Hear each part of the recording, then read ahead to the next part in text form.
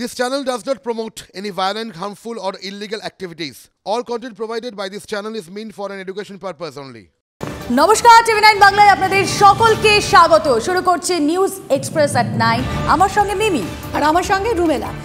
আমরা শুরুতে একটু রাজ্য রাজনীতির দিকেই নজর রাখি, কারণ আন্দোলনে নামা নিয়ে দলের একাংশের ভূমিকায় রীতিমতো ক্ষোভ উগরে দিয়েছেন অভিষেক বন্দ্যোপাধ্যায়। সূত্র অনুযায়ী এরকম খবরই পাওয়া যাচ্ছে, দিল্লির বঞ্চনার অভিযোগে পুজোর পরই ঝাঁপিয়ে পড়ার কথা থাকলেও বাস্তবে তা হয়নি। আর দলের একাংশ এই ইস্যুকে হাতিয়ার না করায় ক্ষুব্ধ দলের সেকেন্ড ইন কমান্ড। প্রদীপ্ত রয়েছেন আমাদের সঙ্গে, আরও বিস্তারিত জানাবেন। প্রদীপ্ত, অভিষেক বন্দ্যোপাধ্যায় অসন্তোষ প্রকাশ করেছেন বলে দলীয় সূত্রের দাবি, অর্থাৎ কোথাও একটা চোরাগোপ্তা ক্ষোভের সুর যেটা মনে করা হচ্ছে। কিভাবে দেখছে রাজনৈতিক মহল? দেখো, অভিষেক বন্দ্যোপাধ্যায় বেশ কিছুদিন ধরেই কিন্তু নিষ্ক্রিয় রয়েছেন, সেটা আমরা যদি দেখি পুজোর পর থেকেই, এবং পুজোর পরই তিনি এই আন্দোলনকে আরো জোরদার করার কথা বলেছিলেন, কিন্তু এখনো পর্যন্ত সেই অর্থে সেই আন্দোলনকে জোরদার করতে বা আন্দোলন করার কোনো কর্মসূচি তৃণমূল কংগ্রেসের তরফ থেকে নেওয়া হয়নি। তা নিয়েই অভিষেক বন্দ্যোপাধ্যায় ক্ষুব্ধ, এবং সেক্ষেত্রে হয়তো অনেকে মনে করছেন এই প্রবীণ এবং নবীনের যে দ্বন্দ্ব সামনে চলে এসছে সেই বিষয় নিয়েও হয়তো অভিষেক বন্দ্যোপাধ্যায় কিছুটা ক্ষুব্ধ। তবে শুধু দলের বিষয় নয়, তিনি প্রশাসনের ভূমিকা নিয়েও গতকালের যে বৈঠক ছিল সেই বৈঠকেও তিনি তার ঘনিষ্ঠ মহলে ইঙ্গিত দিয়েছেন। তার কারণ তিনি প্রতিশ্রুতি দিয়েছিলেন 31শে ডিসেম্বরের মধ্যে ধূপগুড়িকে মহকুমা ঘোষণা করা হবে, এবং ধূপগুড়ির উপনির্বাচনে তৃণমূল কংগ্রেসের সাফল্যের পিছনেই ধূপগুড়ি মহকুমাকে ঘোষণা করা একটা বড় কারণ ছিল বলেই অনেকে মনে করছেন। কিন্তু 31শে ডিসেম্বর কেটে গেলেও এখনো পর্যন্ত সেই ধূপগুড়িকে মহকুমা ঘোষণা করা হয়নি। অর্থাৎ একদিকে দলের ভূমিকা নিয়ে তিনি যেমন ক্ষোভ প্রকাশ করেছেন ঘনিষ্ঠ মহলে, তার পাশাপাশি প্রশাসনিক ভূমিকা নিয়েও তিনি ক্ষোভ প্রকাশ করেছেন, এবং সেই কারণেই অনেকে মনে করছেন যে এই মুহূর্তে অভিষেক বন্দ্যোপাধ্যায়। ধন্যবাদ। কোথাও ক্ষোভ, আবার কোথাও অস্বস্তি।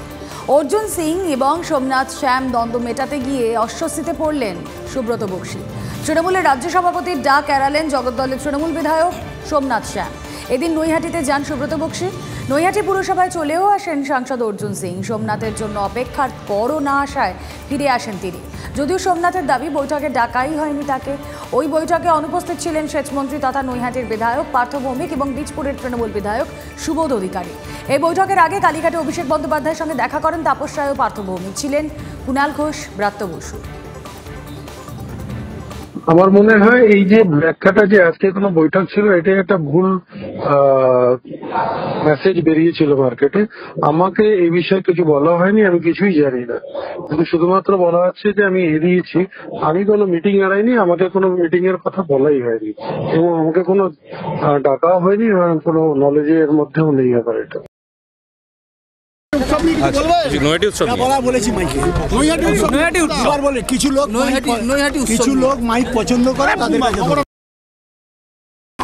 আমি প্রথম দিন থেকে বলেছি, আজকেও তাই বলছি, বক্সিদা নৈহাটি উৎসবে আসার কথা ছিল। বক্সিদা এসছেন, এর বাইরে একটা কথাও আমিও কোনোদিন বলিনি, বক্সিদাও কাউকে বলেনি।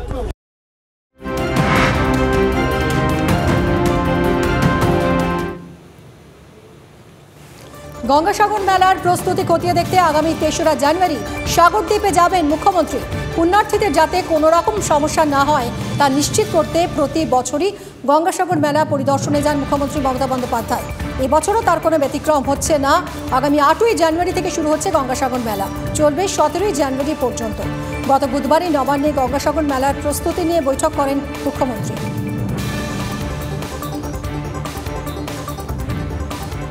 লোকসভা ভোটের আগে দুদিনের সফরে কলকাতায় মোহন ভাগবত। এআইএফএফ সভাপতি তথা বিজেপি নেতা কল্যাণ চৌবের বাড়িতে যান আরএসএস প্রধান। এরপর প্রাক্তন সিবিআই কর্তা তথা প্রাক্তন মন্ত্রী উপেন বিশ্বাসের বাড়িতেও যান ভাগবত। কল্যাণ চৌবে জানিয়েছেন, খেলা ও পড়াশোনার বিষয়ে ভাগবতের সঙ্গে তাঁর কথা হয়। ভাগবতের মতো ব্যক্তিত্ব তাঁর বাড়িতে যে এলেন, এতে অবাক উপেন বিশ্বাস। আজ অভিনেতা ভিক্টর ব্যানার্জি এবং তবলিয়া বিক্রম ঘোষের সঙ্গে দেখা করার কথা সংঘ প্রধানের। মাননীয় মোহনজিও খেলা তার ভীষণ প্রিয়।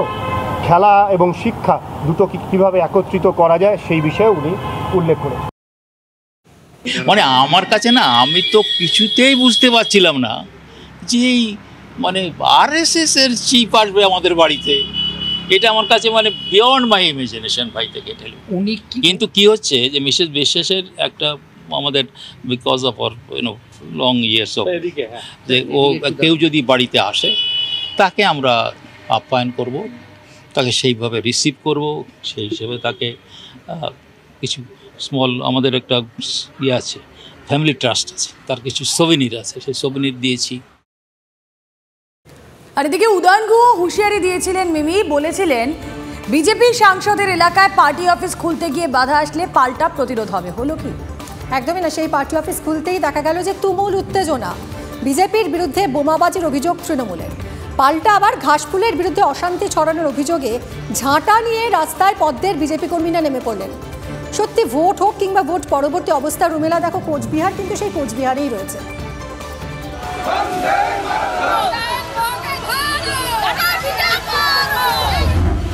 শীত, গ্রীষ্ম, বর্ষা, ভোট হোক কিংবা ভোট পরবর্তী হিংসা, রাজনীতির আকচাকচিতে সারা বছরই সরগরম কোচবিহার।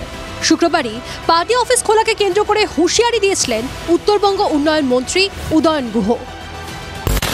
ওই পার্টি অফিসে বসার জন্য যদি কোনো তৃণমূলের কর্মীর গায়ে আঘাত লাগে, প্রত্যেকটা কর্মীর জন্য 5টা বিজেপির কর্মীর গায়ে আঘাত পড়বে, এই শপথটা আমাদের নিতে হবে।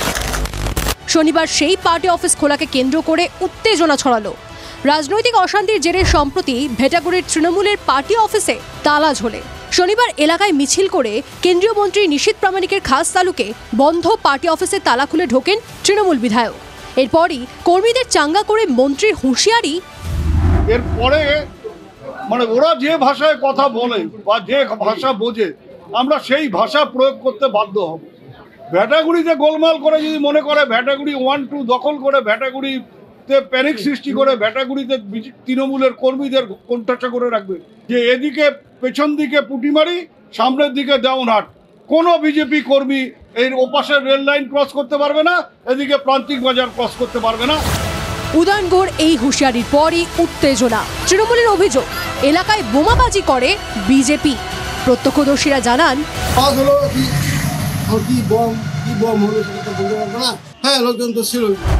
বিজেপির বিরুদ্ধে সুর চড়িয়ে পাল্টা মন্ত্রীর হুঙ্কার। আজকে আমাদের এক কর্মীকে থাপ্পড় মেরেছে, তার বদলা হিসেবে অন্ততপক্ষে 10টা থাপ্পড় নয় রাতে বিজেপিকে মারতে হবে। শনিবারের সকালে যখন হুঙ্কার দিচ্ছে তৃণমূল শিবির, তখন বিজেপির গলায় কটাক্ষের সুর।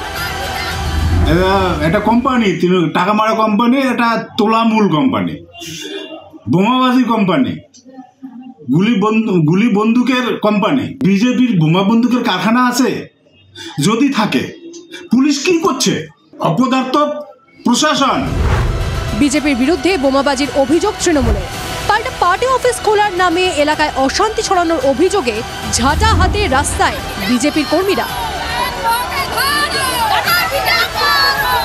আমাদের শান্ত ভেটাগুড়িকে অশান্ত করেছে উদয়ন গুহ, বাইরে লোকজন নিয়ে এসে বোমাবাজি করছে, ছেলেপেলে আছে তাদেরকে ধরে মেরেছে। এই জন্য আমরা উদয়ন গুহকে আমরা চাই এখনই ঝাঁটা করবো, এই জন্য আমাদের ভেটাগুড়িতে মিছিল নিয়ে বেরিয়েছে। সব মিলিয়ে উৎসবের মরশুমে ডিসেম্বরের শেষেও তুঙ্গের রাজনীতির পালন। কোচবিহার আছে কোচবিহারে। সুমন কল্যাণ ভদ্রের রিপোর্ট, TV9 বাংলা। নজর রাখতেই হচ্ছে কোচবিহারের দিকে। লোকসভা ভোটের আগে শীতলকুচিতে দলবদল, তৃণমূল ছেড়ে বিজেপিতে যোগ বেশ কিছু নেতাকর্মীর। কেন্দ্রীয় স্বরাষ্ট্র প্রতিমন্ত্রী নিশীথ প্রামাণিকের হাত ধরেই দলবদল।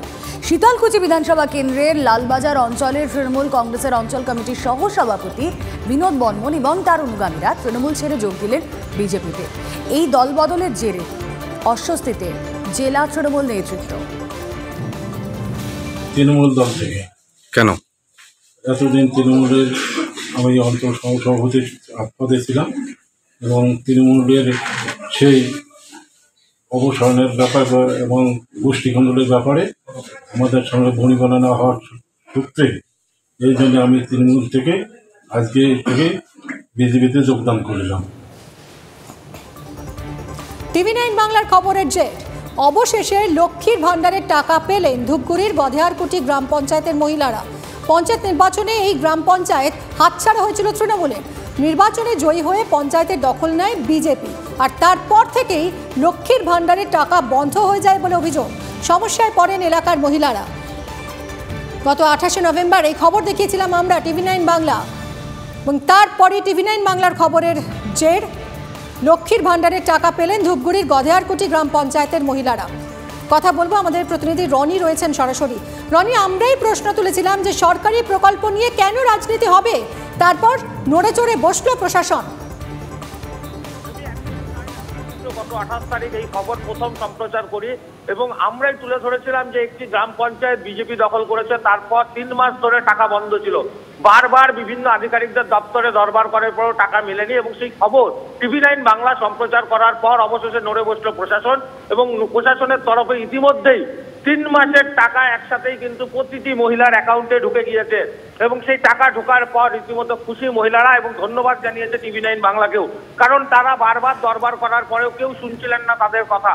শুধু যে বিজেপি সমর্থকদের টাকা আটকে দেওয়া হয়েছিল এমনটা নয়, যেমনটা অভিযোগ ছিল যে তৃণমূল যেহেতু সেই গ্রাম পঞ্চায়েত জেতাতে পারেনি তাই তাদের মহিলাদেরও টাকা ঢোকা বন্ধ করে দেওয়া হয়েছিল এবং এই খবর সম্প্রচারের পর অবশেষে টাকা ঢোকায় খুশি সকলে। রনি, টাকা তো ঢুকেছে, কিন্তু কাদের জন্য এই নিজেদের প্রাপ্য টাকা এতদিন ধরে পাননি এই গ্রামের মহিলারা, তাদেরকে চিহ্নিত করা গেছে? তাদের বিরুদ্ধে কি কোনো রকম ব্যবস্থা নেওয়া হবে? দেখো, গ্রাম পঞ্চায়েতের প্রধান কিন্তু পরিষ্কার জানিয়েছেন যে সমস্তটাই হচ্ছে তৃণমূলের নেতারা করেছিলেন প্রশাসনিক কর্তাদের একাংশের সঙ্গে যোগসাজশে এবং যার কারণেই কিন্তু এতদিন ভুক্তভোগী হয়েছেন এই মহিলারা। তবে প্রশাসনিকভাবে কোনো পদক্ষেপ হবে কিনা তা নিয়ে কিন্তু প্রশ্ন রয়েছে, কারণ যেহেতু তাদের অভিযোগ যে শাসক দল এবং সরকার দুটোই এক, এমনটাই অভিযোগ বিজেপির, যার কারণে ধন্যবাদ রনি। লক্ষ্মীর ভান্ডারের টাকা ঢুকলো? হ্যাঁ। কত ঢুকলো? 3000। কেমন লাগতেছে? কতটা খুশি? খুব খুশি। তো টাকাটা পেয়ে মানে আমরা খুবই খুশি। এবার হচ্ছে সেই টাকাটার ভিত্তিতে আমরা অনেক কিছু নির্ভর করি, আমাদের বাচ্চার পড়াশোনা প্লাস হচ্ছে সংসারে যে হারে মুদিখানার দোকানের দাম মানে দ্বিগুণ বেড়ে গেছে, তো সেই টাকাটা পেয়ে আমরা মানে একটু উপকৃত। অনেক খুশি। তোমরা খবর কোশ্চেন বাদে আমার টাকা ঢুকিছে। কবে ঢুকলো? এই 3 মাসের টাকা একবারে পাইছি। বিগত 3 মাস ধরে যে আমাদের মা বোনেরা লক্ষ্মীর ভাণ্ডার পাননি, সংবাদ মাধ্যমের পরিপ্রেক্ষিতে আজকে খবর হওয়ার পর আমাদের মা বোনেরা লক্ষ্মীর ভাণ্ডার 3 মাসের একবারে পেয়ে যান। আজকে গধেয়ারকুটির মানুষ বহুত খুশি।